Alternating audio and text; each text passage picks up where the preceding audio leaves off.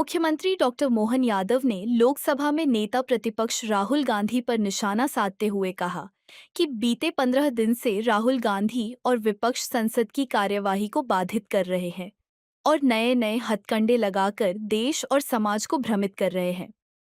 जब नीट की बात करने चले तो ये कहते हैं कि गोली चलाने की बात हो, तो जब गोली चली ही नहीं तो गोली चलाने की बात कैसे होगी। उन्होंने कहा कि राहुल गांधी एक तरफ छात्रों की बात करते हैं, लेकिन झारखंड के मामलों में भाग खड़े होते हैं, तो ऐसे नहीं चलता है। तो मैं मानता हूं कि राहुल गांधी को माफी मांगना चाहिए।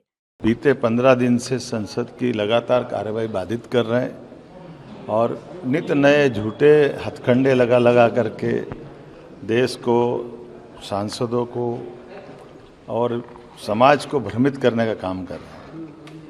मैं बड़ी जवाबदारी के साथ कहना चाहूँगा कि गृह मंत्री जी जवाब दे इस कारण से संसद को भंग करते हुए, संसद में कार्रवाई बाधित करते हुए एक विषय पे जब बात करने निकलते हैं, नीट की बात करेंगे, नीट की बात करने गए तो उन्होंने कहा अब ये गोली चलाने की बात हो जाएगी। गोली चली ही नहीं तो गोली चलाने की बात कैसे होगी।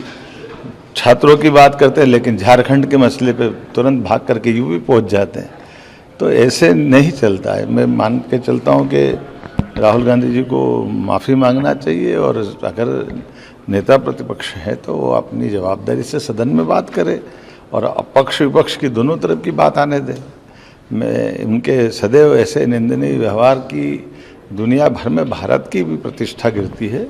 मैं मान के चलता हूं कि राहुल गांधी जी को माफ़ी मांगना चाहिए और हम सब मिलकर के आज के इस दौर में दुनिया के अंदर सबसे बड़ा देश युवाओं का भारत है।